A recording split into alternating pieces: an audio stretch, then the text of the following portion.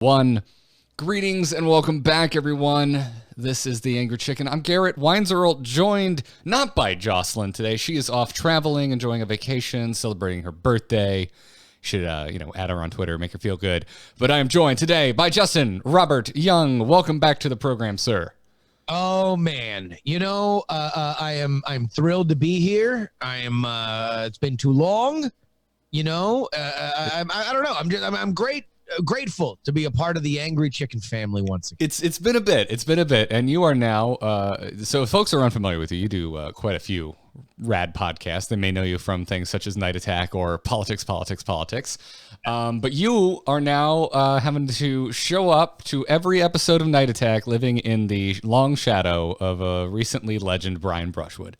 Well, the good news is that we don't have to hear about Brian chasing legend anymore for a third of Night Attack, which was, I think, really a victory for us all. But it was, look, it got to a point with Brian chasing, my co-host Brian Brushwood chasing legend, that I think it took a village, and we all savored the victory. I was actually watching it. I randomly just spectated him at a bar waiting for a movie, and he got legend while I was spectating him. That's dope. One of the most epic esports moments I've ever had in my entire life. Was it better than the movie you were waiting to see? Yes, but I don't know. There's no win of me telling you what movie I went to see and my problems with it. Okay, I've got to know now. What was the movie? Oh God! I mean, look, it's a very worthwhile movie to go see. I don't know if it's released wide, but it's a movie called The Last Black Man in San Francisco.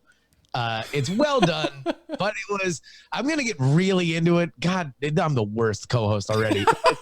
I figured it was like Spider-Man or something because I know you. I love Spider-Man. I love Spider-Man Far From Home.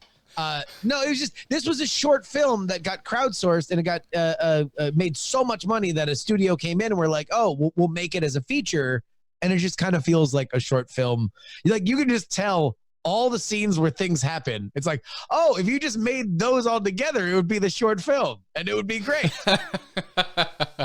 Okay, gotcha.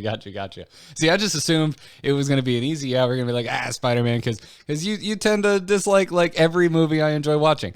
So I actually haven't seen Spider-Man yet. Only the bad ones that it's embarrassing to like. Well, that's great, dude. Well, I'm really glad you were able to fill in today. We got quite a few cards to talk about. Joss and I showed up last week. Totally prepared to just have this cascade of card reveals to discuss, and there was one card. So clear the decks. We're talking about one card. Indeed. It was an interesting one. That Shaman quest looks really freaking sweet, but we've got quite a few more cards to talk about today, plus things like Grandmasters Season 1 wrapping up and the card reveal schedule and everything else going on. But first, I was just curious, dude, have you played the new Brawl, the first week of this 3-week Fire Fest-E.V.I.L event? I have, and it rules. Isn't it good? I was like, so you hit me up last night, and you're like, hey man, if you have time, play this Brawl. And so I was, I was working on something else. I'm like, you want to know what? Here, I'll give myself a break. I figure all right, because normally you play the Brawl, you figure out the Brawl, at least you get the gist of it, whether or not you beat it or you beat your opponent. You're like, oh, cool. This is what you're trying to go for. I was stuck on this thing for a solid 2.5 hours. I just poured all this time and attention into it because I couldn't get past initially, and this was poor reading comprehension, that I could not get past the rock guy. Oh, I think it's Gar, and it's dude. You are not alone. I've seen quite a few tweets coming into the @TAC podcast account saying, once I read correctly the effects of Gar's minions, suddenly it was smooth sailing the rest of the way. Yeah, because you go and you have to beat 3 people to get to him, right? Yep. And you finally get to him, but again, poor reading comprehension. I keep thinking oh, okay, it's just going to be 1 damage for each one of them that dies. So really all I need to do is make sure that I like rush early to beat him before he's able to wear down his minions, because he does 1 persistent damage to the entire board.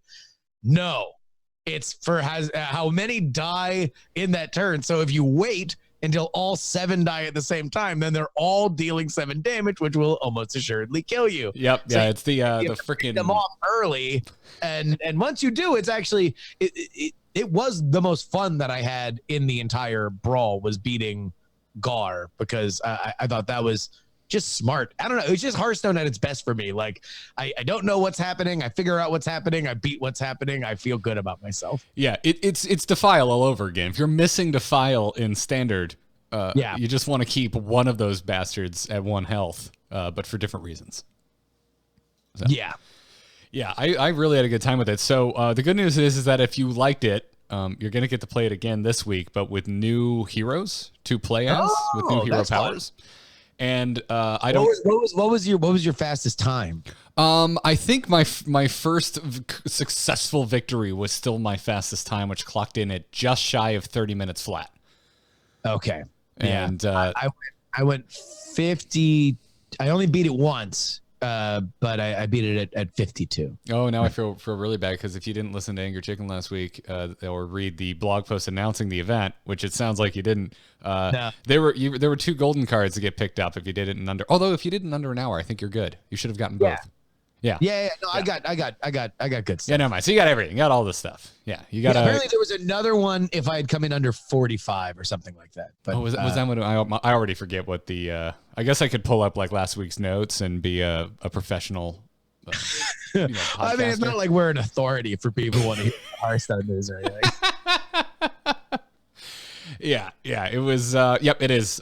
Beat all 8 under 40 minutes. You get the golden recurring villain. So you got the golden bronze herald for beating it under 1 hour, but you needed to break that 40-minute mark. Wait, is it over now? I believe it ends today, because the new one should start tomorrow. Oh, no. Wednesday. I stand corrected. You're good. You still got time, dude. Nice. And I got a flight tomorrow. Nice. This is gonna be good. Yeah. I mean, it seems to me like getting really, really fast runs. Obviously, it kind of depends on the more broken treasures you can find. But yeah. Oh no. The one that I won was on the basis of 2 magic wands, where I was just damn. Yeah. I did mine off of getting double Dr. Boom's remotes, which meant at the start of every game I had 6 Boombots spawn. And it was gnarly. Oh, yeah. No, I went with that once, but then I went away from that thinking that I needed to keep all those Gar minions alive. And so I went for other stuff. But yeah, no, I used Dr. Boom. Dr. Boom was my dude. Rad. I did the Shaman. That was my fastest run. That was my 30-minute run, was on the Shaman. I got the double Dr. Boom's remote. And I had a pretty good spread across the board. I had a pretty damn good curve with that. I wasn't drafting for anything really in particular. It just went really well. Yeah, man. Fun. I was just loading them up with bombs, cold light oracles. It was the way to go. Nice. Yeah. So it's a pretty freaking cool event. And I would like to remind folks that they've been doing card reveals as a result of how many bosses have been defeated. And they're going to do 4 total, 1 for each, like 25% of the goal. Yeah, and 3 of the 4 have already been revealed just within the first week. So I think it's pretty likely all 4 are going to get revealed. And if the 4th one gets revealed, we get to do a cool interview. So I'm excited. Really? Yeah. The team hit us up. They're like, "Yo, you want to get involved in the Fire Fest-E.V.I.L?" And the answer was, of course, yes. Yes, indeed we do. Funny you should mention it. No, that's great. So everybody. So what boss does everybody have to beat? The last one? Or? No. It's like an accumulation. Like how many bosses total have to. So once they hit 25 million total bosses killed, okay, they're gonna unveil the final card, and they've already unveiled the first 3. What are we at now? Is there a progressive jackpot here? Can we see like the national clock running up? They've been posting updates on Twitter, so it hasn't been in real time. They'll just kind of check in on Twitter every time a new milestone has been hit. All right, somebody in the chat go find that and throw that in there, and we'll update it. But I think that was awesome. That was such a fun time. I had a really good time beating it. Now I need to do it in under 40 minutes. Yeah, good luck, dude. It's really been fun. Hats off to them, and it's not over yet because they're gonna do it again this week, and then they've got a whole new Brawl for the third week, which is gonna be. I mean, for me, so I've played Hearthstone probably every day since forever, because for me, if you have not heard me on the show before, I am primarily Hearthstone. For me, is primarily a mobile game experience. You don't really play a lot of games. Like my understanding, like we've been friends for a while, and you were always filed away, and Justin doesn't play video games. That's where you were filed away in my brain. And so when you got into Hearthstone, I was like, oh my god, I'm so stoked. Yeah, and it's largely because Hearthstone is maybe the best mobile game of all time for me. Like it is rich enough that I feel like I'm doing something. It plugs into a larger community that I enjoy interacting with. There's strategy, and I can play a different kind of style. Like I build decks that are by and large fast and easy to use. I stay away from control decks in general because those are really hard to play when you don't have a deck tracker and you're trying to remember everything that has been played and what you've already seen. So I tend to lean toward a certain style because this is what I do on mobile. And like this was Brawls to me had always been kind of fluffy sort of things. And like at a certain point I enjoyed the kind of like creative design element of them initially, and then I eventually kind of fell away from them. As soon as I started repeating them, I was like, oh, okay, well then this isn't something that you guys are like really excited to do. It's just a thing that you have to, once you've introduced it, you have to keep going with it, and you're a small team and you're obviously working on more important stuff, so that will affect my interest in how much I'm going to pay attention to it. But this one was awesome. Like this will make me, I've kind of like not engaged with some of the like big, like, oh, we're going to put animations in the loading screen kind of like festival events lately. But like actually dipping into this one, I'm like, oh, I didn't know y'all were playing like that. This is good. Yeah, they did a good job with it. And I know for a lot of people, like Hearthstone story is kind of silly, but I thought it was really fun that they tied a little bit of story into this. So it was like this 0.5 chapter in between Rise of Shadows and Saviors of Uldum. You know, yeah, there clearly was effort put into this, and it shows. On top of all of this, it's just great to win packs from the set that's not out yet, as opposed to another classic pack like Brawl is, as is usual. So. Yeah, although it is havoc on my OCD. Now I just have because like normally if I pre-buy, then I know I got a big fat number there, and I look at that big fat like 50 number, and I'm like, ooh, I'm happy. Oh, look at that. That's like a full Christmas tree. But you're sitting on one. Just for me, I have one, and I've gone there 3 times now. Be like, oh, let me just open that bag. Ah, I can't. So you're talking to someone who saves his golden packs just because they're super rare, and I have this weird tick where I'm like, no, I don't. I save them for very special occasions, and usually that special occasion is getting another golden pack. They should have a wine cellar. They should just have something that does it like, it's like, oh, like keep these in your wine cellar, and it's climate controlled, and it doesn't show up as an alert or anything or a badge. You just know. And like maybe like every time you go into the pack opening thing, there's just like a little shining crevice of like there's a fine brass handle like that you have to click to open it. We just have the innkeeper be like, we'll put this down in our special reserve. Yes, exactly. It'd be so good. I'd be into that. I'm picking up what you're putting down, Justin. So all right, hey, thank you to Lance Blizz Gamer. 23 hours ago, over 75% of the way to defeating 25 million bosses. Somebody else is gonna have to do the math on that because Garrett and I were raised in Florida, so there ain't no way we're figuring out. Yeah, this is what I was talking about. I thought I already mentioned, maybe I didn't, that it was 75%, but they're not doing real time updates. They're just letting us know when they hit these. We need because they're gonna time it for when people are paying attention to say that. I would assume so. I would assume that's the case. It's not going to be at it's 4 like o'clock in the morning. Exactly. 4 a.m. Well, if you're in Europe, you'll notice, but yeah. Yeah. Anyways, we got a fat show. So before we get into it, I don't want to forget to thank the patrons supporting this show over at patreon.com/TAC. Get all kinds of perks like early signups for our open tournaments and access to the patron Discord. And to some of our newer patrons, I want to make sure and thank Jonathan and Benjamin W. Jonathan didn't give us a last name, so you should know who you are, Jonathan. Yes, you're amazing, Jonathan. So thanks for it. And if you dig the show, check out patreon.com/TAC. But there's actually some news. It's not just going to be card talk. Let's get into it. Good news, everyone. So season 1 of Grandmasters has wrapped up. If you're the type that believes esports can be spoiled, I disagree with you, but I will try and respect it and give you a warning. Maybe fast forward 5 minutes because are they gone? Congrats to the winners. PNC from the Americas, Surrender from Asia Pacific, and Fenomeno from Europe. All three now have guaranteed spots in the global finals, which, as we talked about last week, has been confirmed to be taking place at BlizzCon this year. The global finals are finally returning to Blizzard's big party. Thank the Lord, because it was really the one BlizzCon that I went to.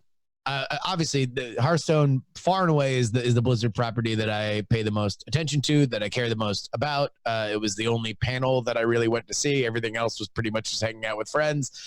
But it was like kind of a bummer that they didn't have like a big like moment, like somebody lifting a trophy that mattered, or a trophy that meant, oh man, someone that's some shade of the global games there, Justin.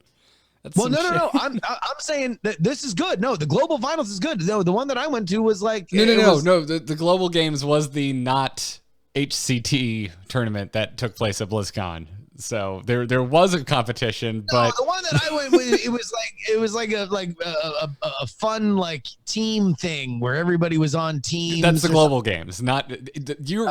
So I know it's confusing. But we had the Hearthstone global games. It's the global games, but not the games that were played globally. These were a different global games, not the final. But these had teams, and they weren't singular the way that most esports were played locally and globally. Think locally, act globally, even if it's two different events that have totally different meanings. Yes. So good. I'm glad everybody's clear. Everybody clear? The main esports are having their finals at BlizzCon.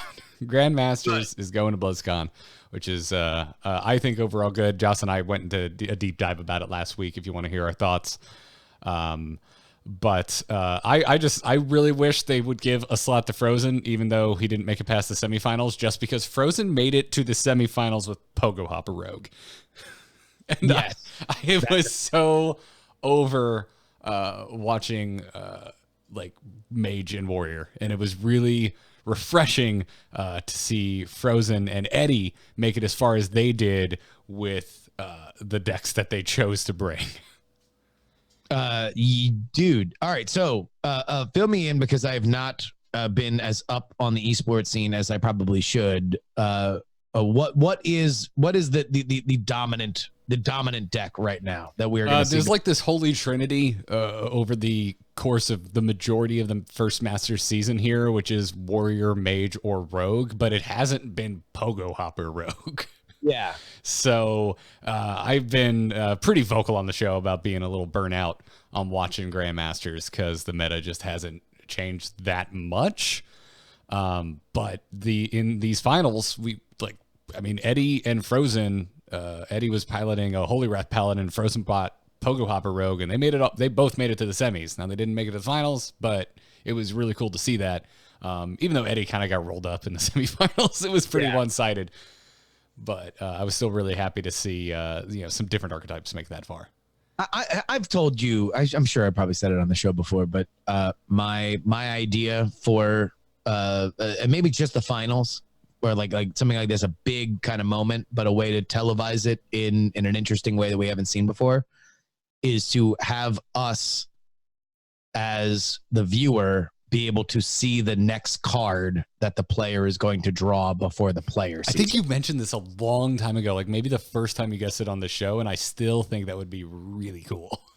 I'm just going to keep saying it in the hope that somebody who matters at Blizzard hears me. I'm just going to repeat it every year, 2 years or so until somebody does it, because I just think it would, because that's like, honestly, exactly what you just described is like, all right, the meta's kind of stale, right? We already know what these decks are. We know how good these players are. We know that they're very unlikely to make mistakes. And also, once you're that deep in a tournament, it's very not fun to root for a choke, right? You are hoping that the players play at their best. So as a viewer, I think it's just a rad idea to be like, okay, so now this isn't about let me watch them perform. This is about me trying to do the math ahead of them. And also now, like, they don't know that they're making a mistake, but we know they're making a mistake because we know the future, that they're going to do something that, like, oh man, it really sucks that they did that because the next card was going to totally give them what they needed. Yeah, I mean, there's already quite a bit of that going on by the fact that we can see both hands. You know, something that both players can't do. So why not add to that fun? I think, I would be really interested in seeing something like that. Also, it would be a different thing for the expert, like for the casters. Totally, it gives them one more. Yeah, because now they're saying, "Oh, geez," like, I mean, it just gives a little bit more agony. Yeah. Again, Blizzard, literally, you won't be free of this. I'll continue giving this take until somebody does something.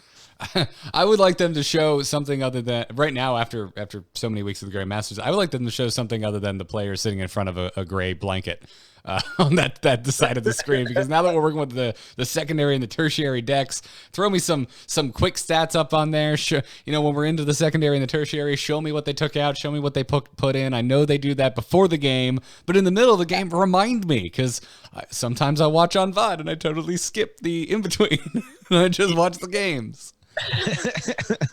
Yeah, it'd be there's some room, I think, for improvement. Overall, production's really good. I would have liked the playoffs into the finals to have been a LAN instead of just pulling the players in on their webcams in their rooms like it has been for every other week of Grandmasters. But it's kind of a polished thing. It's not a huge. I will be the first to sit here and admit that is a nitpick. Sure. And also, it's like, hey, look, do you want more high-end competition, or do you want more events where we fly everybody out and they do a thing, right? Like that. Can we have a little bit of both? Just like a little bit more. I mean, look, a little bit more. You want to dig into that budget? You start slicing everything the way you want. I mean, they sold those bundles that they had a hard cutoff for some reason. Sell the bundles. That bundle had a cutoff, and for weeks, Joss. Baby. No, I was listening to that episode that you guys did where you're talking about the bundles, and I was initially, I'm like, oh, I can see why. And then Joss just lit into it, and I'm like, God damn, you totally just swayed me. Like, I'm with you. This is infuriating. Make all that money. In fact, have a crowdfunding. I'm sure there's some eccentric billionaire sitting, or hell, just an eccentric several $100,000-aire that, is a 21 Hearthstone addict that's working at Square right now. That's like, yeah, all right, sure, I'll give you $2,000. That'll, just make this pot even more insane. Yeah, for sure. But overall, I think it was pretty good.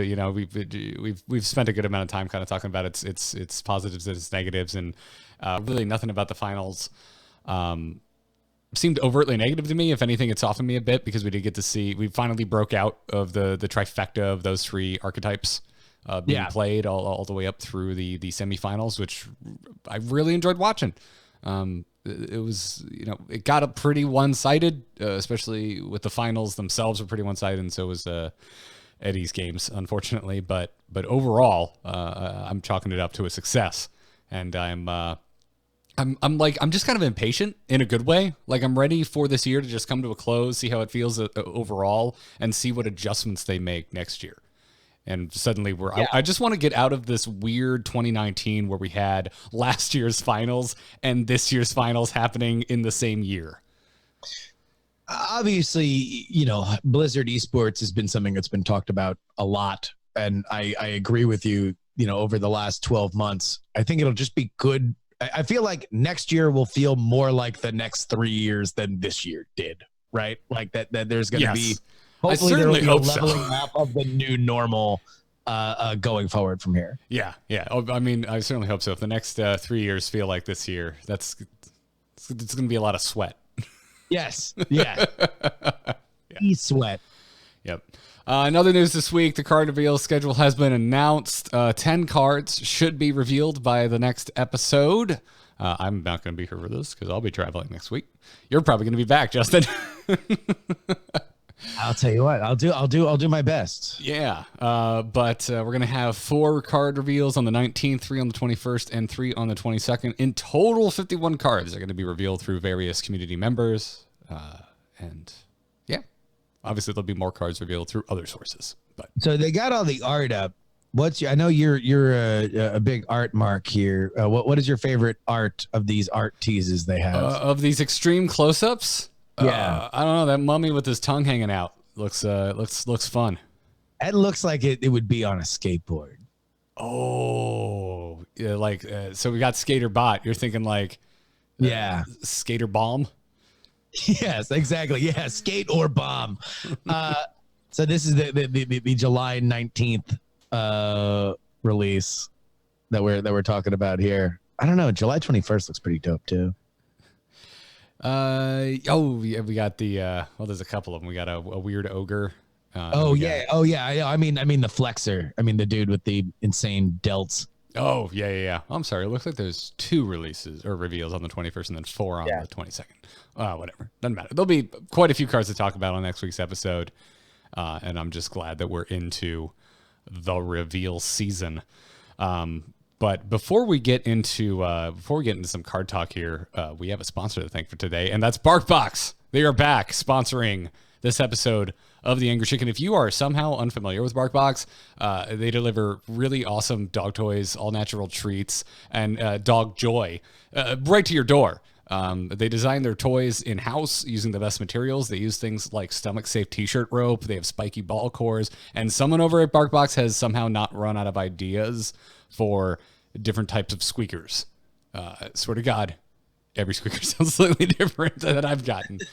And on top of all this, the treats are made and produced with meat sourced in the U.S. and Canada. There is no soy, no corn, no wheat in these treats, which is exactly what we would shop for if we had to shop for dog treats anymore.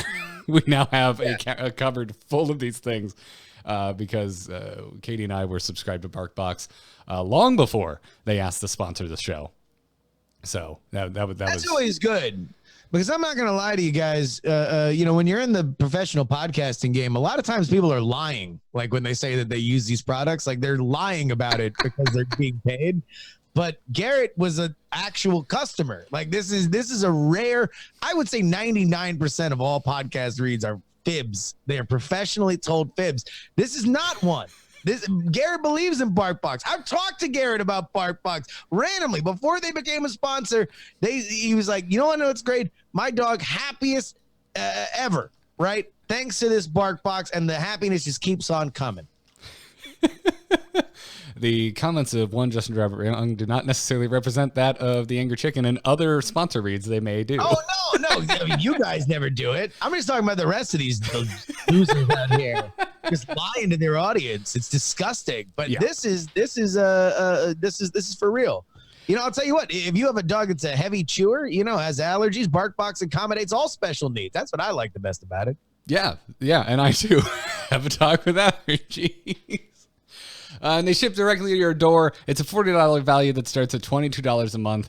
On top of all of this, it is 100% happiness guaranteed. If your dog, for whatever reason, doesn't love something that BarkBox sends you, they will replace it for free. No questions asked. And there's a special offer for listeners of The Angry Chicken. You can get a free extra month of BarkBox when you go to... Yeah.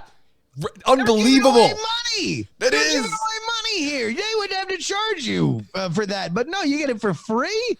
You do. Oh my God. Free extra month when you subscribe to a 6 or 12-month plan by going to barkbox.com/barkingchicken. Oh, that's great. Yeah. Barkbox.com/barkingchicken.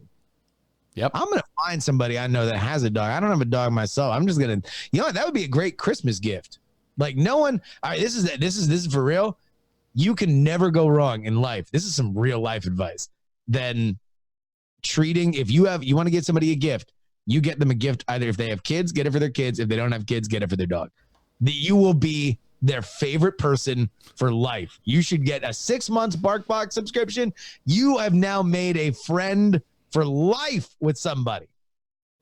You should get people you actually like. Yeah, get stuff for the dog or give them Hearthstone cards. Those are my two go-tos.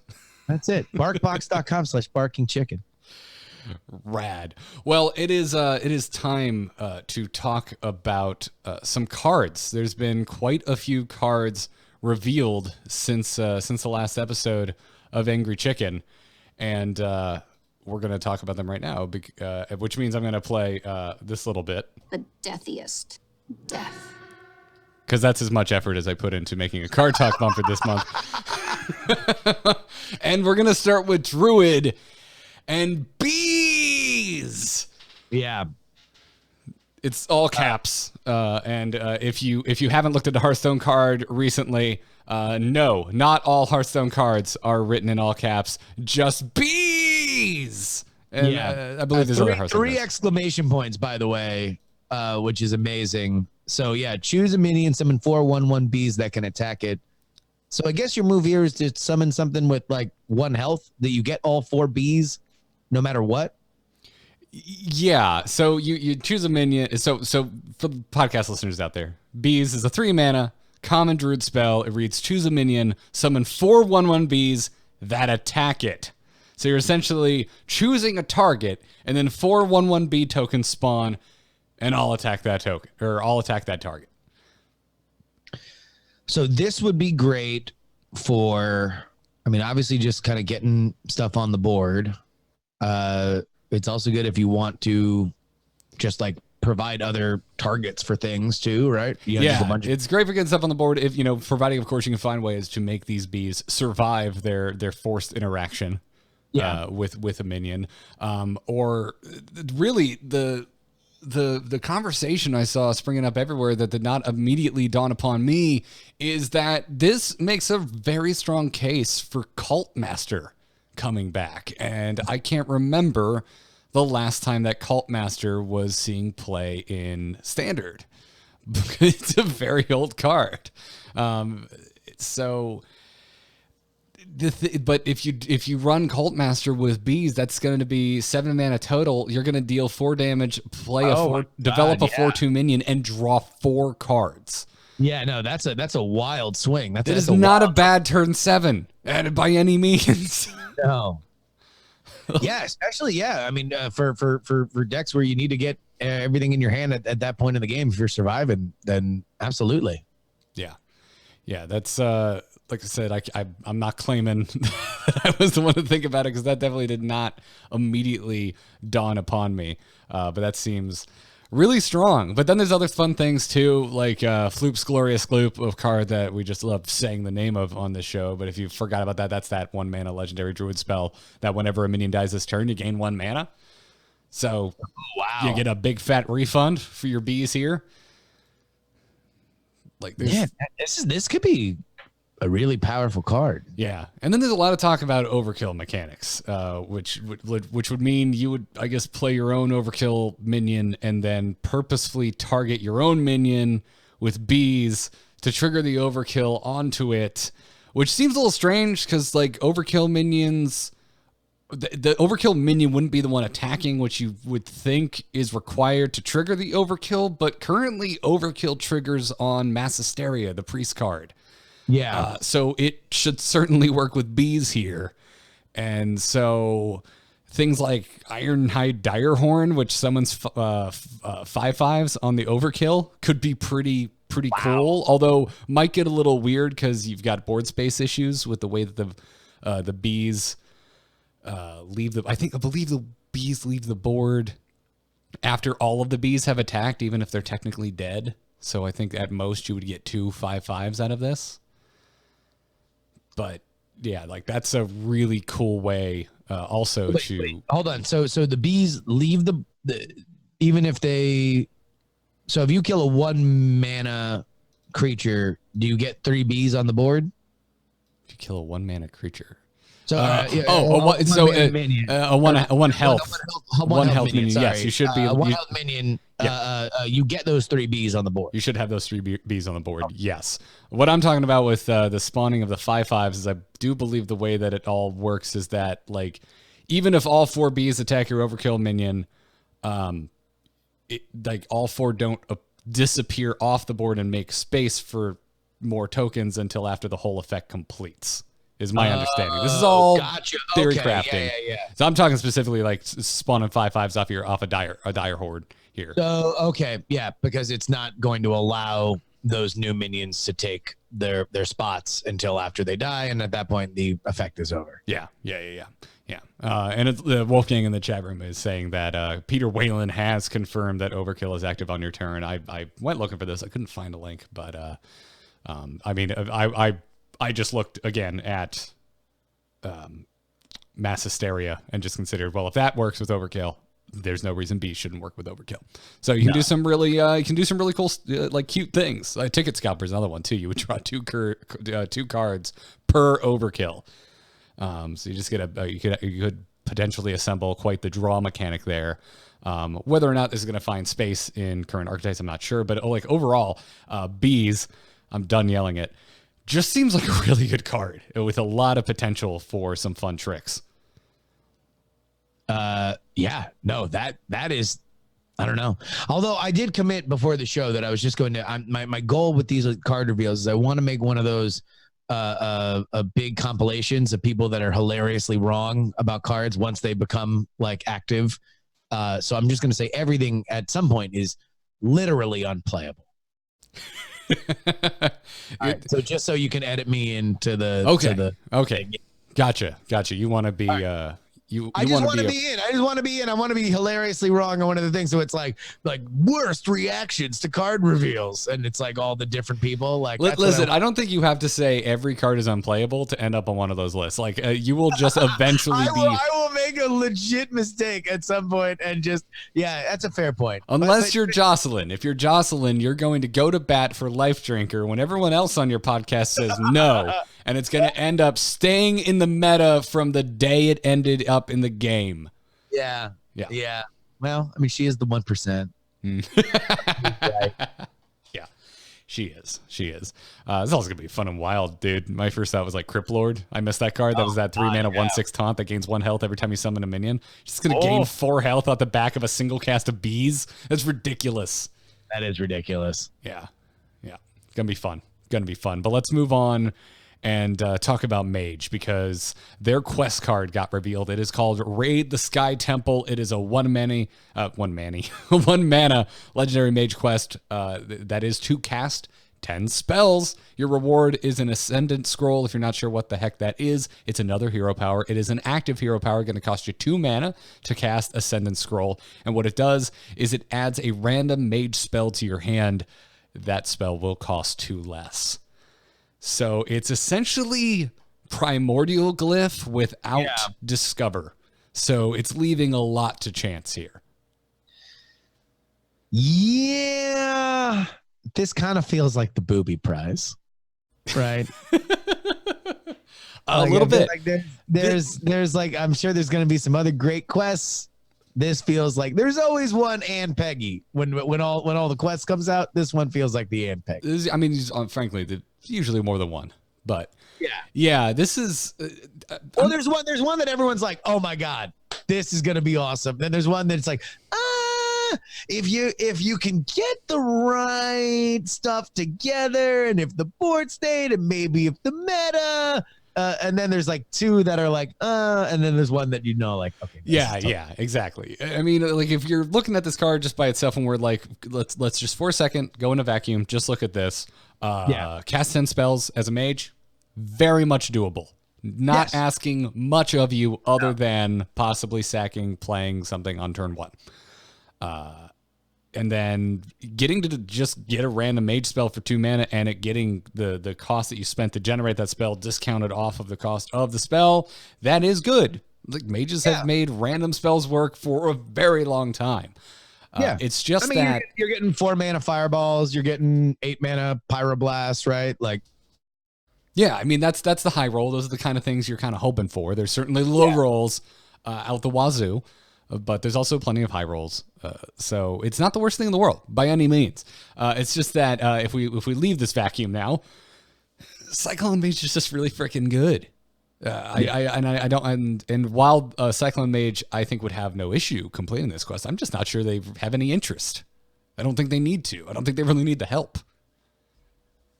Well, all right, but let's look at it like this. If you are casting 10 spells anyway, would you rather have that than the ping? Would you rather have random mage spells that are discounted than the ping at that point in the game? Because you could probably make an argument that, yes, it's going to be random, but the time it's going to hit will probably be beneficial to what you would be doing with your hero power anyway. Possibly. I don't know. Having 1 damage on tap wherever you want it to go, with a few exceptions, is still very good pretty much at any point in a game of Hearthstone. It is. Is it as good as what? I mean, I don't know. Now I'm actually kind of talking myself into this. Like, I mean, I am historically a poo-pooer of randomly generated effects. Yeah. Yeah. I don't know. I'm interested to see this. Like, this is the kind of spell that I would probably randomly put into a deck, or I would be looking for decks that utilize this spell just because I do enjoy just totally, you have no idea what I'm going to do decks in general. Mostly because I'm playing on mobile and like I might as well play the wild card. Well, I mean, you should go into wild and dust off your casino mage and just add this to the pile of random insanity. Of random stuff. Yeah, because that's going to be fun as hell. Plus, you're getting puzzle box, so you can put puzzle box and this into your casino mage in wild and just be a nut in that mode. So in that regards, I think it's just fun as heck. But I don't know. I don't think current mages are going to find a spot for this. I'm ready to be wrong for a new mage archetype that finds a way to make this powerful. That would be fun. And and we haven't seen all the cards. So maybe there's some element that really, really rewards you just playing a billion random spells. Yeah. Let's move on to Paladin because we saw quite a few, 3 to be exact, Paladin cards, starting with a new beast minion called Sandwasp's Queen. It's a 2-mana 3/1. It's a common rarity, and it has a battle cry that reads, add 2 2/1 Sandwasps to your hand. They're 2/1s. They're going to cost 1 mana to play them. They have no text on them themselves. The only thing of note is that Sandwasp is also a beast, though beast has never been a thing. Like, this beast energy is not a Paladin thing, so I'm not... No. And I don't think it's going to become a thing, seeing as we saw 2 other minions. You are betting. Remember, we got to get all these takes out here right now. Oh, yeah. You are betting right now that there will never be in your lifetime a beast Paladin deck. I didn't say in my lifetime. No, you got to come with the hot takes. This is how we make these compilations. That's not my thing, Justin. That's your thing. I ride the center line. I thought I could appeal to your inherent negative nature by just saying it was definitely not going to happen. I mean, is it negative? I don't think it's a bad thing. Paladin has made the lack of beast energy work just fine for it 4 years now. No, they literally do not. I'd be upset if they had beast energy. Yeah. I mean, this is good stats total. If we're just looking at Sandwasp Queen here, I mean, that's 7/3 total for 4 mana across 3 bodies. The major downside is that 1 health is on all 3 of those bodies. That is very, very easy to deal with. Yeah. By the way, big shout out to Matt Arms in the chat who says all these cards die to bees unplayable. And gosh darn it if he ain't right. Man, you hit any of these 2/1s, 3/1s with bees, and next thing you know, you just got 3 bees staring at you. It's done. We're done. We're done here. Dies to bees. Unplayable. So wasps die to bees. I like that because I like bees better than wasps. Wasps are dicks, man. Yeah. I feel like we saw more wasps in Florida. I feel like I saw more wasps growing up than I did bees. So 100%. Yeah. And hornets and mud daubers and God knows what else. all wasp offshoots. Yeah, but like overall, I still like this card. It's just that even this and Brazen Zealot and Salhit's Pride, which we're going to talk about in a second here, all of which are these low-cost minions with 1 health, they're interesting. I like it, but I don't think we've seen enough. I'm like looking at all this 1 health going, other than Salhit's Pride, which we'll talk about in a second, but it draws 2 1 health minions from your deck. I'm not seeing a lot of 1 health synergy. Like, so I'm wondering, is there something with the Paladin quest that we haven't seen yet that has something to do with 1 health or buffing health, or because yes, if you're going aggro, you're not super concerned about health, but you are somewhat concerned. You want things to be sticky, and so you need ways to give these minions health. Yeah, I mean, look, all right, so if we switch to Brazen Zealot real quick, it's, you know, whenever you summon a minion, 1 mana, whenever you summon a minion, gain +1 attack. Like, that is a card where if you can't deal with it, it can become a persistent pain in the butt, but unless you can buff that health, then it's gonna die really fast. Yeah, that's a turn 1 play. It's got 2 attack, 1 health. It's gonna gain +1 attack whenever you summon a minion. It doesn't matter what kind of minion it is, you just summon it. You don't even have to play it, so your hero power will trigger this. Clearly Team 5 has learned their 1-drop lesson. Like, Mana Worm was the last bastion. They took care of that, and you know, they clearly don't want to overdo it. There's a reason that. So now this will punish you if you're playing like some kind of control deck and you just get a bad draw. But other than that, you'll be able to deal with it if you're playing correctly. Yes, but if you're a druid, if you're a rogue, if you're a mage, your hero power deals with Brazen Zealot, and it's not draw dependent.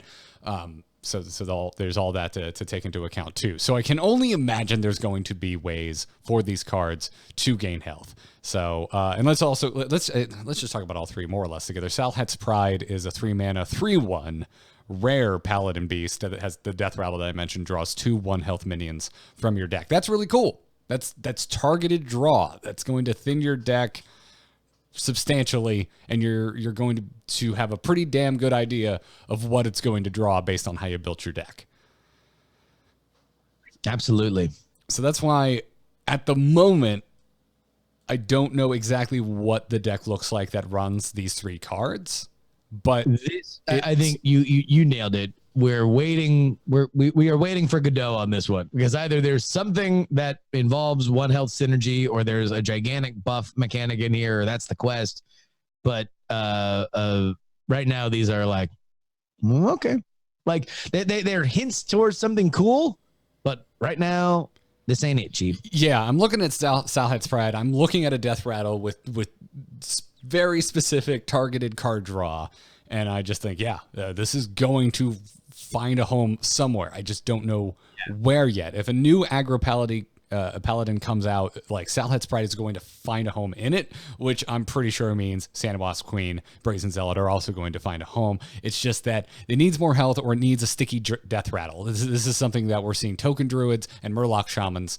The whole reason their board full of tiny minions works is because they can make them sticky, either through a death rattle or health increases. Agreed.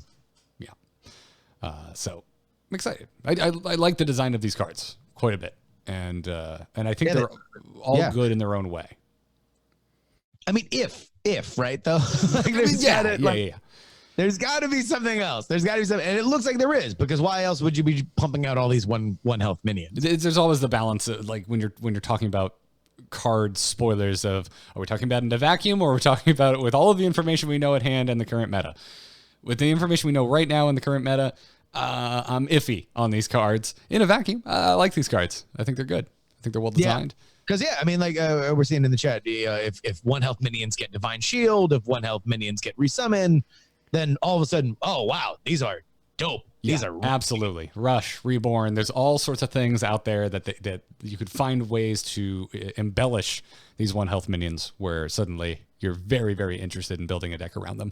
And I think you're already interested in some of these cards if you're playing Wild, because Sandwasp Queen looks amazing for even Paladin, and Brazen Zealot looks terrifying for odd Paladin.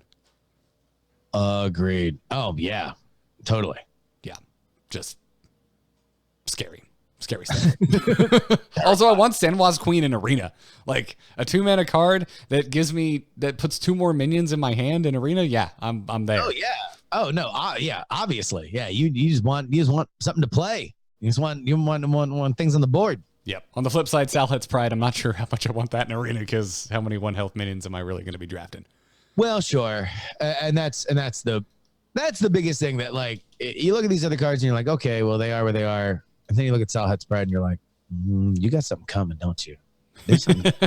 I'm on to you, Team 5. I'm just waiting for the predicate. I'm on to you. I'm ready. So, moving on. We've got a one-off for Priest and a one-off for Rogue. Psychopomp has been revealed for Priest. It's a 4-mana, 3/1 epic Priest minion with a battle cry that reads, summon a random friendly minion that died this game. Give it reborn. I think this, I'm giving this the coolest card revealed so far award. I really think this is a cool battle cry. This is a really cool battle cry. Obviously we have seen priest decks that have utilized reborn to tremendous effect. This seems like yet another tool in that arsenal. Psychopomp sounds like one of the bands that would be like on the 6th line down at Coachella. So I'm in it. I'm in multiple levels. Yeah.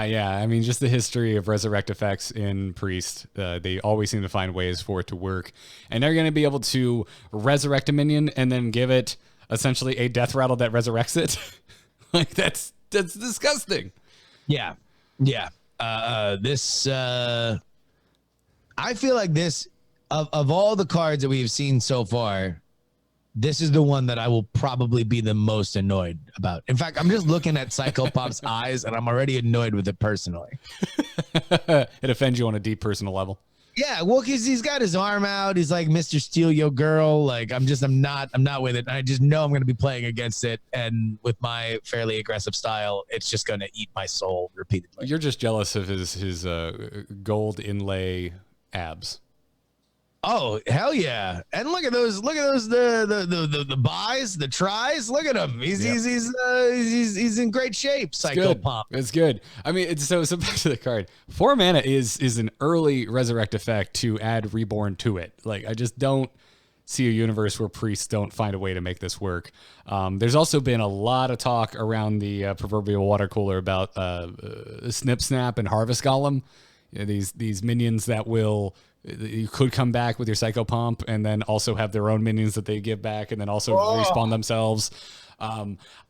That's I think gets a little into Magical Christmas Land where everything works too perfectly. Because if you're playing those cards and they died, it means that their tokens have already hit the board. And there's a very good chance that those tokens have also already died and been added to the death pool. And you might just bring back one of those tokens. No, I agree with you. I think that's probably trying to thread the stone needle a little too sharply. And like you're more likely to get one of those random minions than anything else. But I mean, to me, I see this in like those resurrect priest decks where everything you put down is awesome and you would like it back, and then next thing you know, you probably don't, you might not drop this on curve, but you can drop this later and boom, now all of a sudden you have yet another minion that you really love that is really worth it. Yeah, well, you might even be able to play it on curve, because I think there's a strong argument for making Injured Blade Master into Circle of Healing on turn 3 happen again.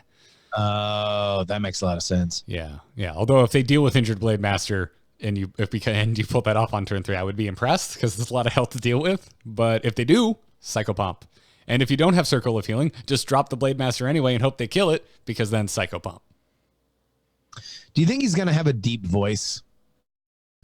He better. He better. These constructs in World of Warcraft are typically giant.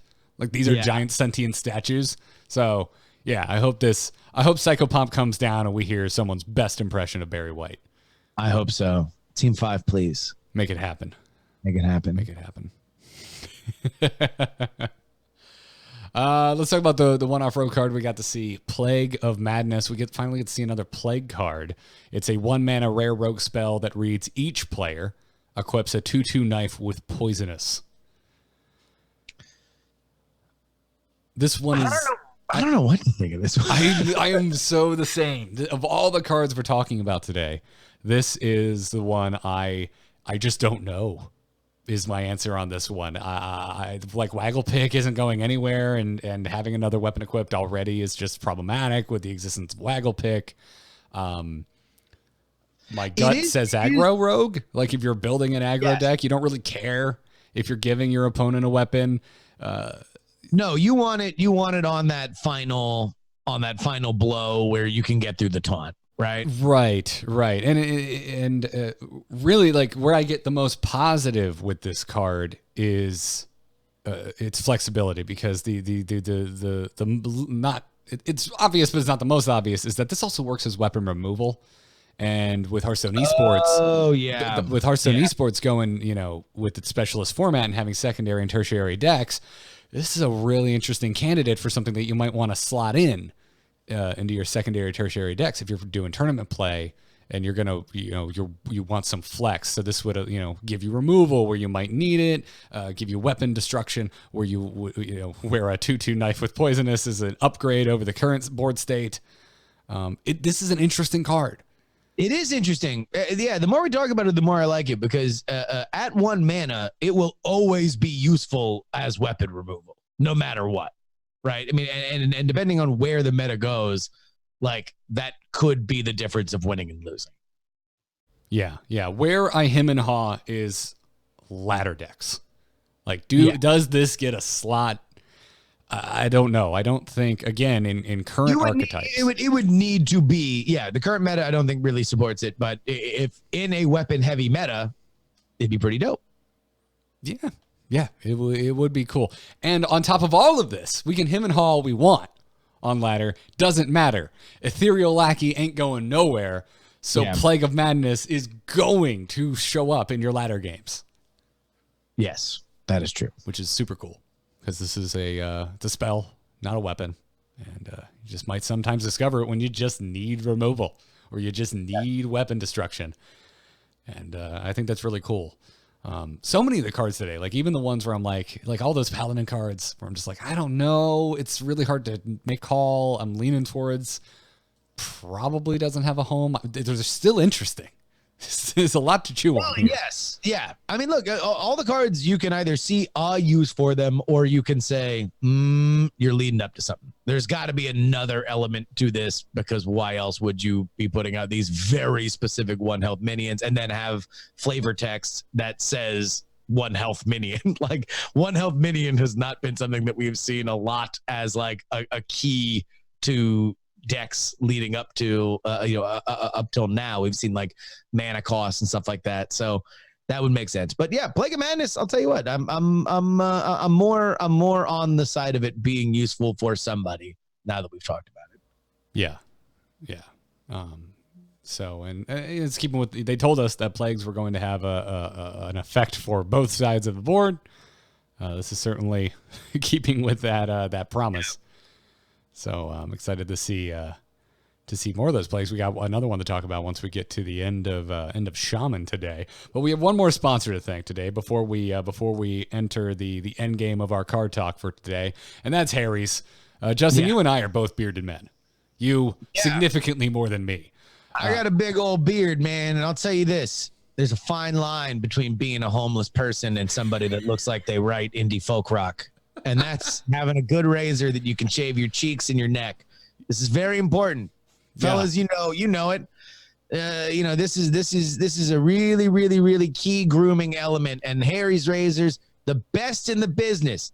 I've been through all these razors. You think I got a thicket on my cheeks? You don't think I have searched far and wide, high and low for the best razor? I'll tell you what, the high quality, travel friendly shave supplies at Harry's is amazing. Just $2 a blade. Man, I'd join the 10 million people who've tried Harry's. And you can claim your special offer by going to harrys.com/TAC. I love it when a full-time podcaster is a guest on the show. It just warms the deepest recesses of my heart. Yeah, they're wonderful. They're wonderful. If you're like me, Justin, and you just let your beard go, you get the weird patches that are significantly higher up than you want them to be on your cheek, but it's not consistent, so you don't look cool like Wolverine. You just look unkempt. And my Harry's razor helps me keep that in check. It helps me keep my neck beard in check. And I'm about to go to the keys, so I'm going to have my shirt off every day, and it's going to help me keep a lot of other things in check. Oh, geez. Yeah. No. Clean up before you throw on that banana hammock, Garrett. I'll tell you what. I wasn't going that low, but okay. Sure. Let's roll with it. Look, it's the keys, baby. Let your freak flag fly. I will say this about Harry's. I got this beard, right? And then I got these cheeks. And I have said for years and years that if I do not shave them, then it is a race to my eyeballs. If I don't shave my cheeks, at some point, the hair from my cheeks will overtake they will merge with my eyebrows. Thanks to the firepower at Harry's, I can make sure that doesn't happen. Thank you. Thank you for your weighted ergonomic handle. Thank you for your 5-blade razor with a lubricating strip and trimmer for a close shave, for your rich lathering shave that leaves me smelling great, and the travel blade that helps keep my razor dry and easy on the go. I'm going to Comic-Con in a day. I'll make sure that I got my Harry's razor with me. I don't want to be out here looking like an animal. And you can get everything in a trial set, everything that Justin just mentioned, by going to harrys.com/TAC. That is how you redeem your trial set. Again, make sure you head on over to harrys.com/TAC, redeem your offer, and let them know that the Angry Chicken sent you to get a great shave and also help support the show. We thank them for their support. Thank you for going that URL. Let's continue on by moving to Shaman, where we saw quite a few cards. We saw Earthquake, a new 7-mana rare Shaman spell that reads deal 5 damage to all minions, then deal 2 damage to all minions. So 7 damage total, but staggered. Almost like, Justin, I just spent a good amount of time hemming and hawing over Paladin cards, saying that they need to make them sticky like you Murloc Shamans and you token Druids out there. Yeah. This is really rad. Obviously gets around Divine Shield. This is, have we ever seen a card like this that was staggered like that with the damage? I am really struggling to think of any. I mean, Defile essentially pulled that off. I guess so. Yeah. There was I guess any of the repeat until, repeat until whatever, or I guess any of the echo cards you could say, but even that came at more of a cost. Interesting though. This is curious. Oh, and Volcano. That's a good point because if it's the way staggered damage is interesting in that way, but this is the one it wears it on its sleeve. It's very obvious what this is looking to do, which is wipe the board of relatively high health minions and then deal with any low health minions either left behind because the high health minions were very high health or drop tokens in their wake. Yeah. That'll clear that board, but good. Yes, it will. And it's also just interesting as far as a Shaman card's design because there's no overload with this. You're essentially getting 7 damage for 7 mana. This is the kind of thing I would love to talk to a dev about. I'm kind of curious about when they feel overload is right versus when they want to abstain from letting you do something a little earlier but making you pay for it later. I can certainly see why they probably wouldn't want an effect like this happening earlier than 7 mana. But you wouldn't want it on 5 with like 2 overload. Mm-hmm. Or 6 with 1. But I'd be curious to know if they at least batted that idea around. If at any point they were like, would it break the game? You got to figure they did. And because that is kind of the whole point of a Shaman card. And this is obviously, I think, something that's going to find use. But I agree with you. It belongs on the top shelf. You should have to, deal with whatever damage leading up till 7 before you're able to just, totally sweep everything. Yeah, absolutely. So I guess just really attention control Shamans. I'm pretty sure you all want to be running this. This is some really good removal, some really strong board clear. And I was catching up on the competitive HS subreddit, and a user by the name of Matt Gopak mentioned Sunreaver War Mage, a card I haven't thought about in a while. It's a 5-mana 4/4 with a battle cry that deals 4 damage if you're holding a 5-cost spell or more. Oh, that seems like something you might actually want to consider if you're building a control paladin or a control shaman that's using this 7-mana spell. Yeah. Oh my God. That is digging deep in the bins to find Sunreaver War Mage. yeah. It's been a long time since I thought about that card. It just is, this is exciting. And also Reborn is coming in. This is a new, that new Reborn keyword is coming in with this expansion. It's like, I can almost see the story. I feel like Reborn came first. It was running amok. And, at the very end, they're like, hey, Earthquake, maybe we should, split the damage and have it do 2 of that damage after the fact, because I'm sick of these Reborn cards. Yeah. That's, yeah, I mean, yeah, you're definitely going to see a more effective way to deal with it. I am curious. The more I think about it, the more I wonder whether or not they tried to overload it. Yeah, I mean, I think you could at least entertain the idea, but this certainly seems right. This happening on 6 would feel a little early for such a strong board. It would feel super powerful, right? Yeah. Like it would feel really rad. Because I'm already looking at this at 7, thinking this is just a good card. Yeah. Yeah. And then in Wild, you still got to deal with things like piloted shredders and sludge belchers. This is pretty cool for that. I don't think it's going to do much against Void Lords because it's missing that extra damage on the back end for the Void Walkers that come out of it. Plus, you would always have to have damaged the Void Lord to kill it with the 5 damage. But even then, like, considering how annoying Void Lord is, you'd still rather have them at that state than anything else, right? That'd be fair. That's a good point. But yeah, it won't take it out, but man, it would get you. It would help you. Yep. And then as far as arena, yes, please. Yeah, I'll take this. That sounds great. Oh, hell yeah. It sounds very good. Another Shaman card that we got to see is Weaponized Wasp, a new 3-mana 3/3 rare Shaman beast with a battle cry that reads, if you control a Lackey, deal 3 damage. Yeah, holy crap, this card is good.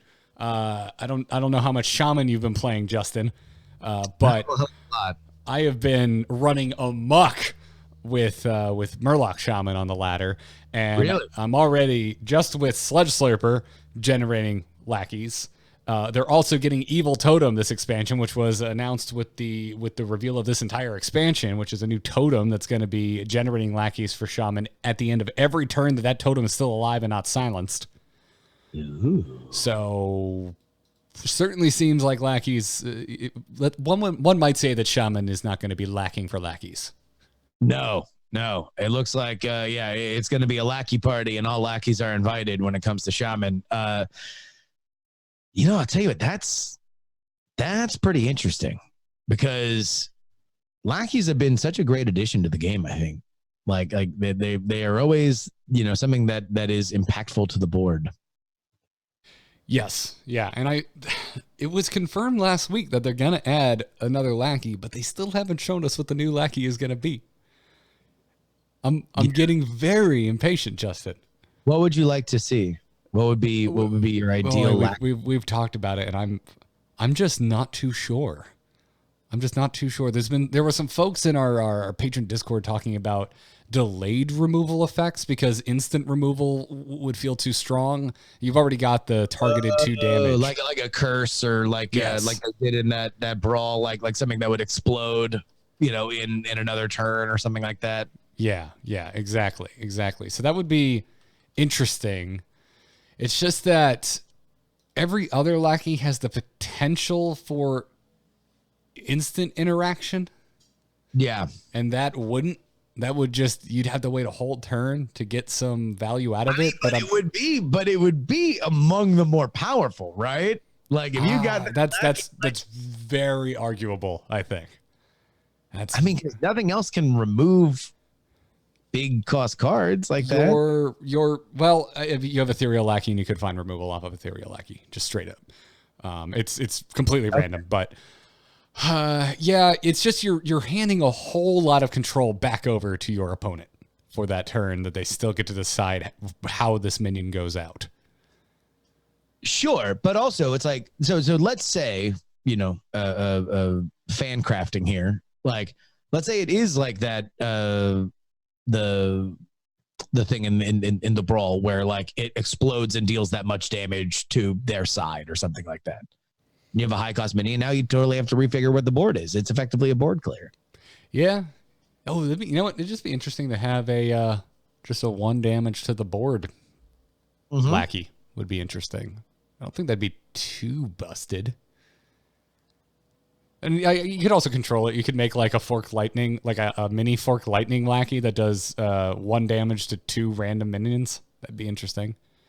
It'd be a way to kind of control it if they felt like that board wide 1 damage was too much. What about a crackle minion? Would you like the crackle? Oh minion? yeah, I would love the crackle minion. That definitely does not send me into a fit of anxiety. Yeah. Well, I mean, if it was legitimately crackle, it would just be the best Lackey. Because it would just be better than the 2 damage Lackey.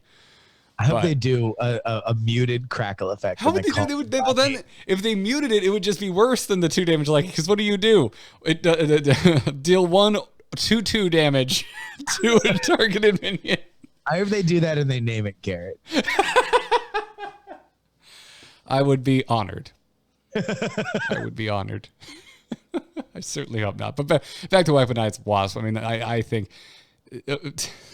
No, this is just a great card. This is just a good card. Yeah, it's a 3/3 for 3. I mean, yeah, especially if you're generating lackeys. It seems like, again, they will not lack for lackeys. You will very often have one on the board, or you will be able to play one because they're 1 cost. So now your 4-drop is dealing 3 damage on a 3/3. That is dope. Yep.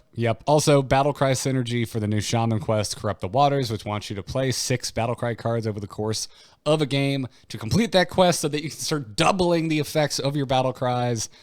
This is good too. Last week we were talking about Corrupt the Waters and how Lackey's going to be very good with the double battle cry effect, but they're also going to be very good to help you complete the quest. So it'd be nice to get some other battle cries in here so you don't have to blow through all your Lackeys. Weaponized Wasp will help you finish that battle cry quest, but will also be worth quite a bit after the quest is completed. So I like it.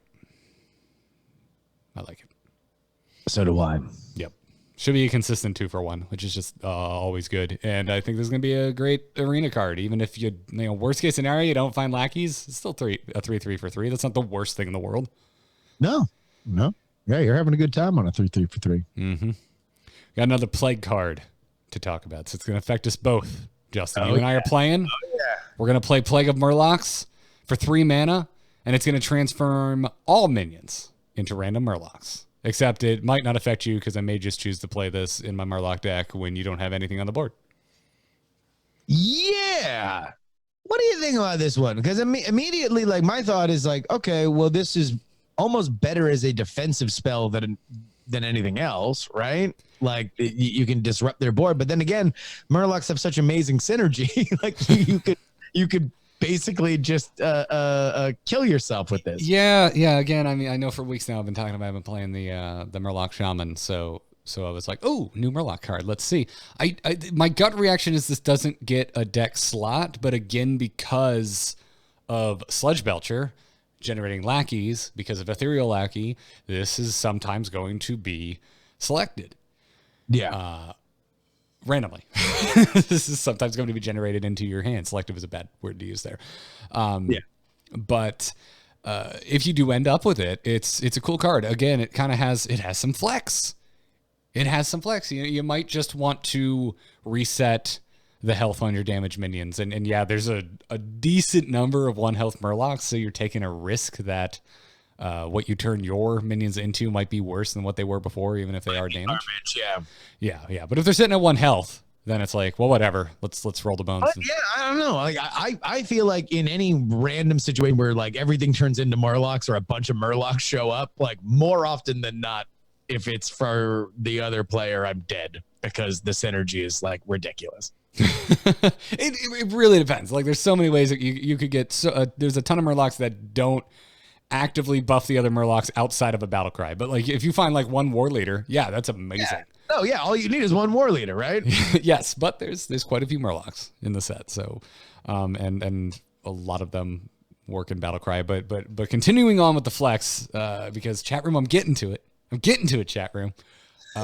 Mage. It certainly seems like this is the kind of thing that you're staring down the barrel of a Cyclone Mage that has a butt ton of 8/8s or 7/8s or a mix of them.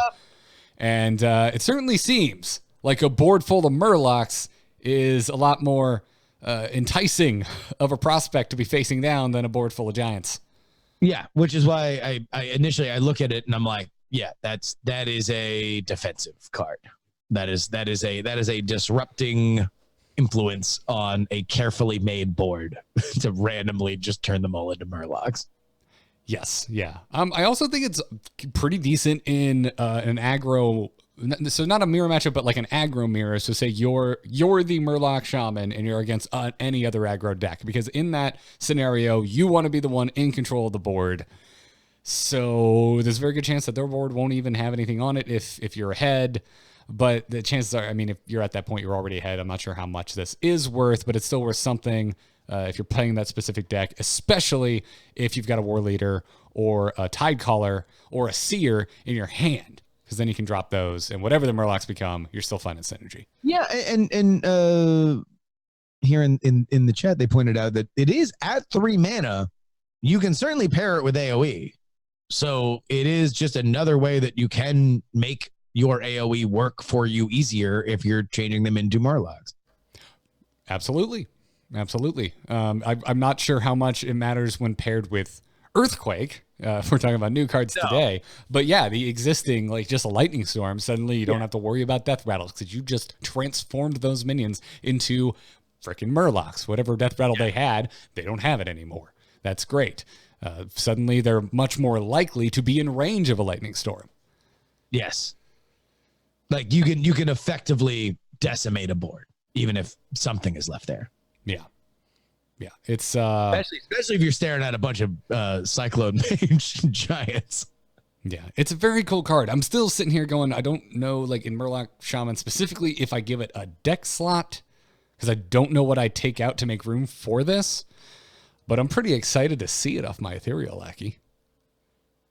Yeah. Oh no. Yeah. If you can get it for free, that's pretty dope. Yeah, that'd be very cool. So a very unique effect for sure. And I might be picking it on my Ethereal Lackey. Oh my God, Chandler, I didn't even think about old Murkai and Wild. Yeah. You just roll the dice. You just have a board full of minions. You just roll the dice, turn them all into Murlocs, and hope one or all of them is old Murkai. Come on, old Murkai. Oh, that'd be disgusting. Hang out for old time's sake. It would be so nasty. That'd be so nasty. Anyways. All right, Justin, we're on the last card that has been revealed since the last episode, and that is Imp Balming. Yep. Imp Balming. It just rolls off the tongue. I love a B sound after my P.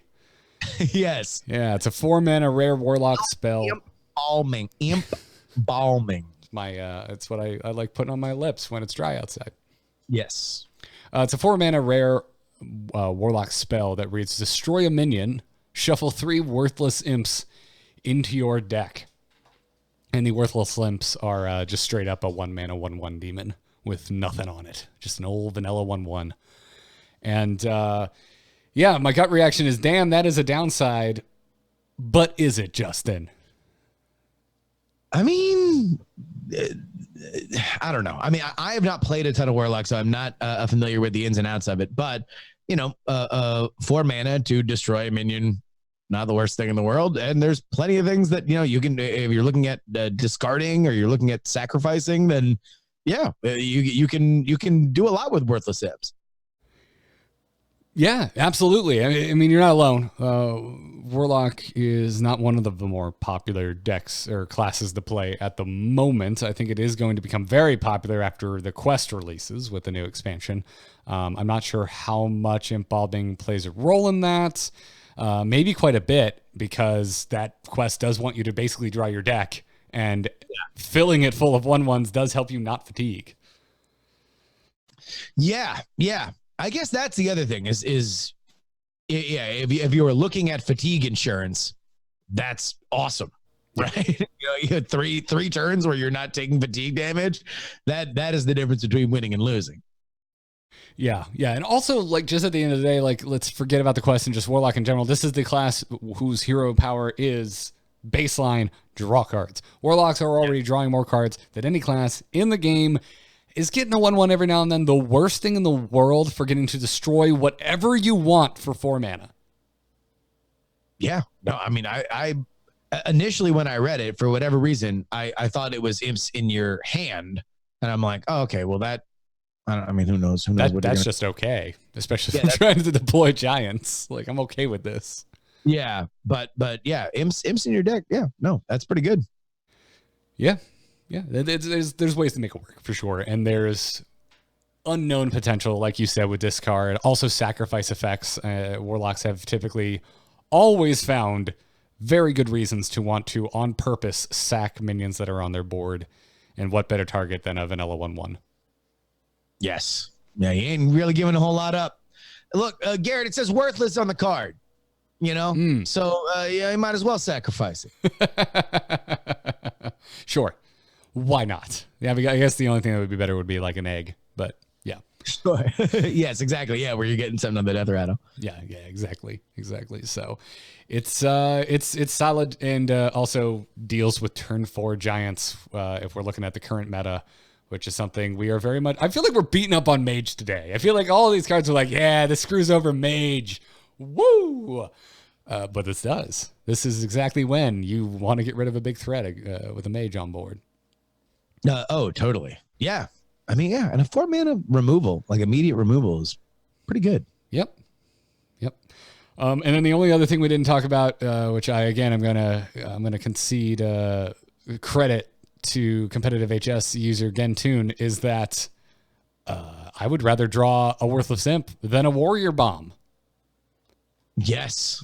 You certainly would. If you can muddle that up, if you can get those odds just a little bit more in your 3 cards more in your favor, instead of drawing that 5 damage, that is a good play for you. Yeah, I saw that one and I was like, this is why I read competitive HS, because I didn't think about that. And that sounds genius. So that's it. Those are all of the cards that had been revealed since the last episode of The Angry Chicken. There will be at least 10 more for next week's episode if they don't reveal more cards in other avenues. I have a feeling, Justin, that that final Tavern Brawl card is going to get revealed. I think so too. Yeah. We're 75% of the way there. And that was like, it's close. It's close. We're inching. We're inching ever closer. I'm just so glad the Brawl is fun because, Brawl's a blast. I was excited. I'm gonna get in there. I'm gonna do that 40-minute. I'm gonna do that sub 40-minute. Yeah, I was excited. We're really like super stoked that they asked us like, hey, if it hits 100%, you want to do an interview about that card? And we're like, yeah, of course. Little thing in the back of my mind, I'm like, but what if I promote the Brawl? It's not fun. I don't need to worry about it anymore. It's fun. Yeah, you're always saying yes. Who are you kidding? You're like, listen, if you eating your lunch gets to 100%, yes, we'd like to do an interview. I do. I mean, I want to eat my lunch. I don't know why I wouldn't want to do that, Justin. I'm a hungry man. Of course. Whatever we need to get to 100%, we're in. All about that content life. Yep. Yes. Good. Of course. It's good. Let's take an email or two before we wrap up. Let's do it. You're good for time, right? I am. Yeah. Wait, were you going to play a sounder? Yes. Yeah. Sorry, you said and I was like, do you got to go? Oh, no. Yeah, no. Go ahead. We're live to hard drive, everybody. Hope you enjoyed that real podcaster interaction. Hello? Exactly. Yeah. That natural chemistry. Hello. Just quickly, do you get my message? Yep. Oh. Hello, brother. You can send your emails to tacpodcast@gmail.com, or if you're a patron, drop a question in the patron Discord. Skip the inbox entirely. You can do it in there. There's multiple themed chat rooms for different types of questions. Stargazer writes in this week and says, how do you feel about Team 5 tinkering with hero powers yet again? Personally, I feel like using quests to upgrade hero powers is an inspired solution because you're almost guaranteed to get the effect, unlike with Justicar Trueheart, but having to wait until the mid-game alleviates much of the early game tempo that made Gen and Baku so oppressive. I agree. I think that there's no way that you could take Gen and Baku and not have it immediately define the meta, right? Like those things were just too powerful. This is a good way to basically make sure that it happens at an appropriate time. So I think that is good. I mean, as for Team 5 tinkering with hero powers, yes, I'm for all of it. I don't think that there's many sacred cows for me in terms of Hearthstone card design or game design. I want them to be as inspired and fun as possible with their selection. So hero powers, certainly not sacred, but I think that this is a good reaction to understanding that Gen and Baku were like just way too pedal to the metal ridiculous. Yeah, absolutely. I mean, we were looking at those Paladin cards earlier going, this is going to be good and odd. This is going to be good and even because they still exist in Wild. They are still solid archetypes to take for a spin. And yeah, I'm with you. I'm with Stargazer. I agree with you entirely, Stargazer. I think you've hit the nail on the head. I guess my only real concern is, like, I'm looking at these quests, I'm looking at the hero powers about the time they're going to come online, and I'm thinking, yeah, that's good, that's balanced, that's not going to be oppressive. I'm slightly worried that more than most are not going to see ladder play, because they may just not be powerful enough. But how many, all right, so of all the classes, how many quests is good?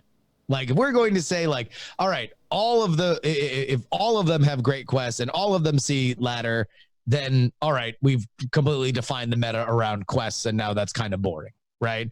But how many are good? 2, 3, 1? I feel like if 3 of them are just solid and they don't even need to are playable, yes, then that's good.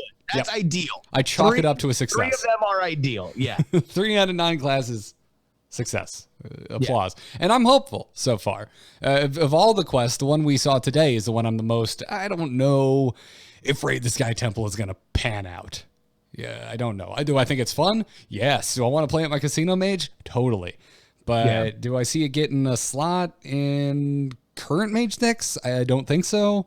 Maybe it defines a new archetype and I eat my lunch. That's fine. 200%. Yeah, exactly. But the Shaman quest, the Warlock quest, the Druid quest, they all look pretty cool to me. I think I'm leaning towards these are playable with those quests. Watch that Paladin quest be something awesome. Yeah, it's Paladin quest. Play 7 1-health minions and then shoot your opponent in the head. Resummon all of them and give them +4 health. Yeah. It's like it fills your board with 1-health minions. Exactly. And they all die and then they all come back. Give them Rush and Wind Fury. It seems like overkill. Like you probably don't need the Wind Fury to clear the board. It's going to be awesome. They're going to be great. Yeah. I do think it's good. It's just that I could be wrong, which is really should just be a subtitle underneath any card spoiler episode. I could be wrong. So, oh man, I'm gonna let you do the honors. Would you like to read the next email? Of course I would. Troyo writes, with the expansion being centered around the League of Explorers, I got very excited and remembered that it was my first card set to introduce the Discover keyword. So with that in mind, what Discover cards would you like to see out of this expansion? These are always the kind of questions where I go, dude, I would need to like sit and think for hours to come up with an answer. Yes. But it's just that we've seen a lot of Discover already. Yes, Uldum is bringing back the Explorers, and the League of Explorers was where Discover first came in. But Discover is it's the winner of the Thunderdome of new card effects in the history of Hearthstone. This is the one that has stuck around the longest, that we've gotten the most new versions of. I mean, hell, they've even attached it to a Lackey.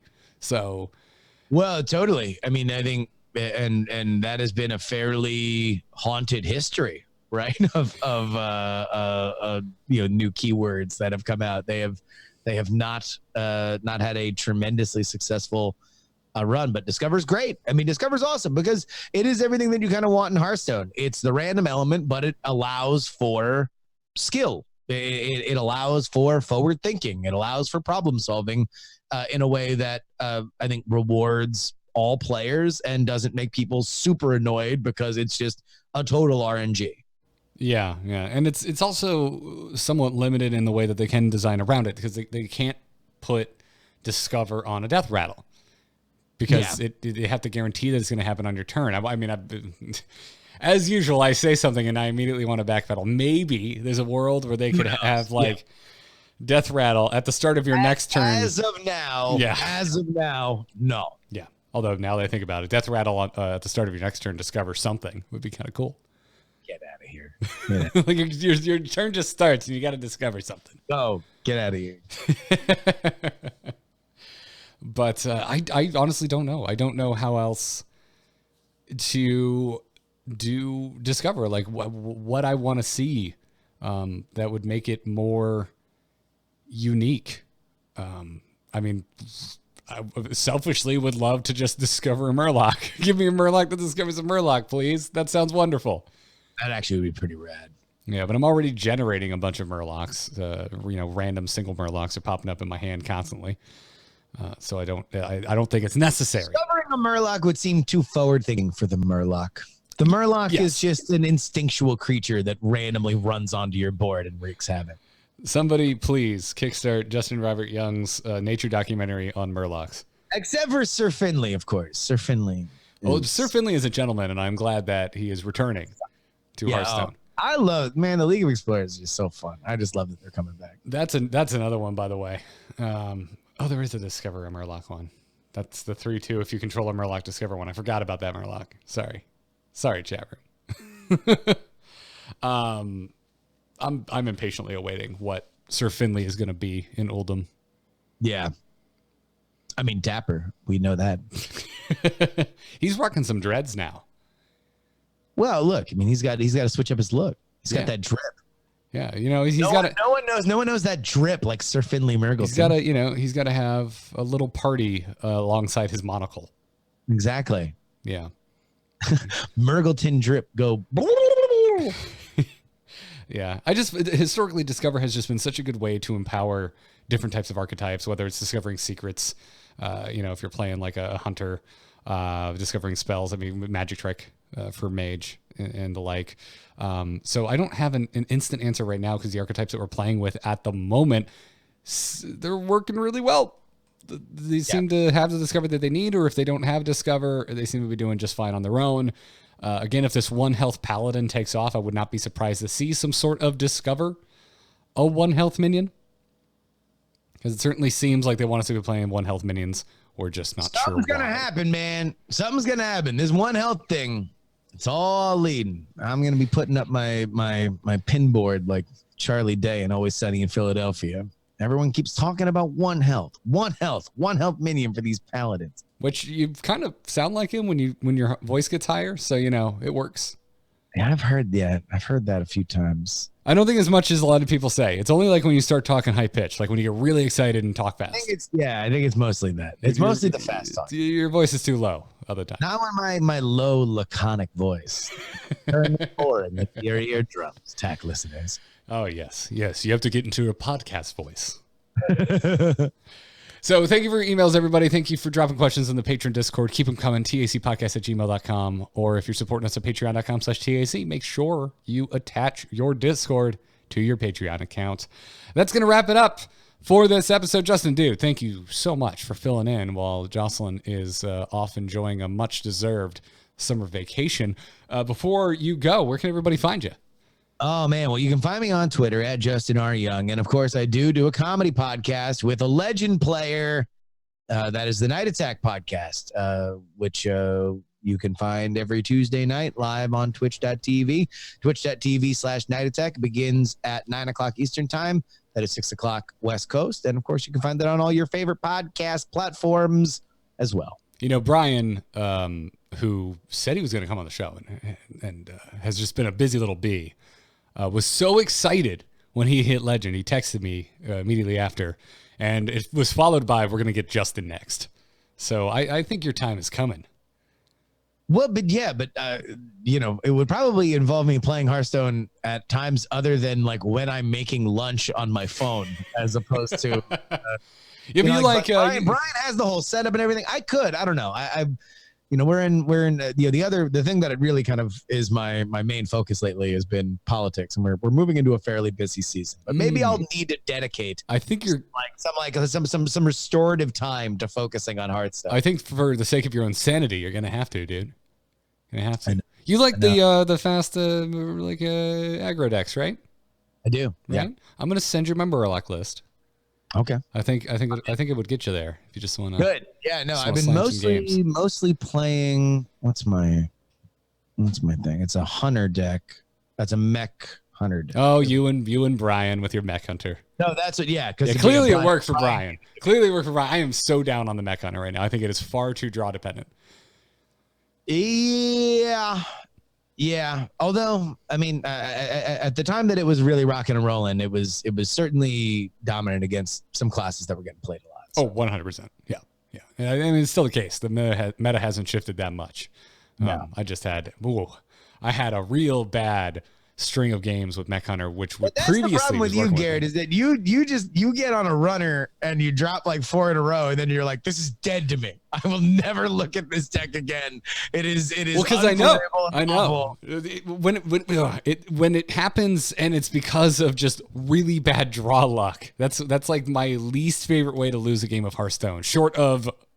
Freaking Yogg Saron has come back. Sure. Losing because of poor draws consistently is my least favorite way to lose. All I'm saying is this: you are the guy who drops like $200 at the blackjack table and then leaves because you're frustrated. Like that's when I would be that if I understood blackjack at all.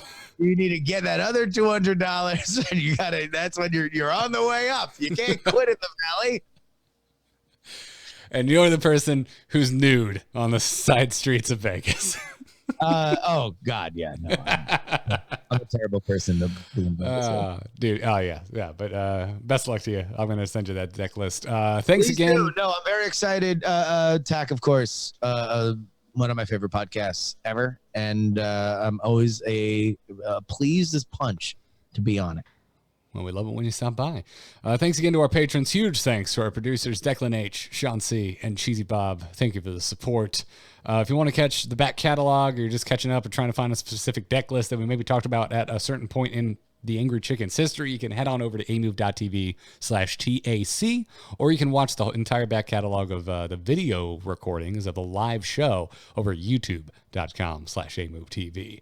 You can follow the show on Twitter at TAC Podcast. You can follow me at Garrett Art. Joss, you can follow at Joss Plays, and you can find everything else I do, this show included, at amove.tv. And all of us have been mentioning that once I get back from my travels, I will be opening my calendar back up for graphic design freelance. So go check out nomoonart.com if you need something designed. That's going to wrap it up for episode 323 of The Angry Chicken. Until next time, job's done. Job's done.